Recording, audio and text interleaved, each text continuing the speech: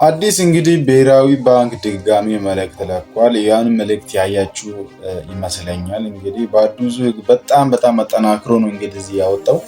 በጣም የሚያስጠላ ነገር ነው። ኢትዮጵያ እንግዲህ አሁን ወዴት ሄደች እንደሆነ እንግዲህ ማሰብ አይከብዳችሁም ብዬ እገምታለሁ።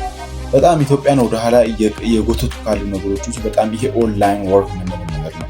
ኢትዮጵያን በጣም አሁን ላይ ወደ ኋላ እየጎተች ያለው ይሄ ብሔራዊ ባንክ እንደዚህ የምንላቸው ነገሮች ናቸው። በባለፈውም እንዲህ ላይ አገዱ። አሁን ደግሞ ይባስ ብሎ ዲጂታል አሴትስ ኖርማል ክሪፕቶ ከረንሲ ቢትኮይን አሴቶችን መያዝ ወይም መስተላለፍ መሸጥ ብሎ እዚህ ጋር እንደገለጹት ከሆነ እንግዲህ ናሽናል ባንክ ባስታወቀው እገዳው ማስታወስ በህግ አሰራር መሰረት በብሔራዊ ባንክ በግልጽ ከተፈቀደ ውጪ ማንኛውም የቨርቹዋል ሀብት መጠቀም፣ መግዛት፣ መሸጥ፣ መመንዘር፣ ማስተላለፍ፣ መንገድ፣ ትሬዲንግ፣ ክፍያ መፈጸም ወይም እነዚህን አገልግሎቶች ማመቻቸት በጥብቅ የተከለከለ መሆኑን ያሳስባል።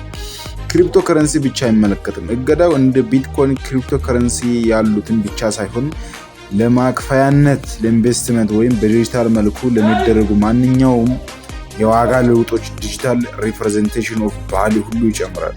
የተከለከሉ ዝርዝር ተግባራት ቨርቹዋል ሀብቶችን ከመደበኛ ገንዘብ ብር፣ ዶላር ወዘተ ጋር መመንዘር ወይም እርስ በርሳቸው መለዋወጥ፣ ቨርቹዋል ሀብቶችን ማስተላለፍ፣ ማስቀመጥ ወይም ቁጥጥር የሚያስችሉ መሳሪያዎችን፣ መተግበሪያዎችን ማቅረብ እና ማስደረግ፣ ከቨርቹዋል ሀብቶች አቅርቦትና ሽያጭ ጋር የተያያዙ የፋይናንስ አገልግሎቶች ላይ መሳተፍ።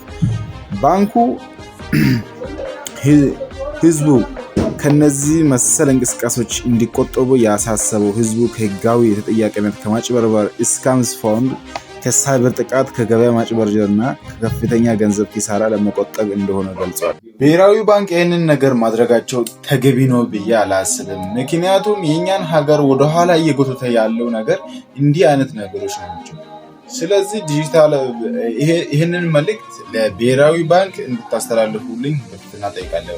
ይሄ ጉዳይ ይመለከተኛል የምትሉ ሰው ወጣት በሙሉ ለዚህ ነገር ተቆርቁረህ ለብሔራዊ ባንክ ማስተላለፍ አለባቸው። ላይክና ሼር እንዳይረሳ። ደግሞ ለዚህ ቻናል አዲስ ከሆናችሁ ደግሞ ሰብስክራይብ ማድረግ እንዳይረሳ። እንደዚህ አይነት ቲፖችን በየሳምንቱ እንለቅላችኋለን። ይመቻችሁ።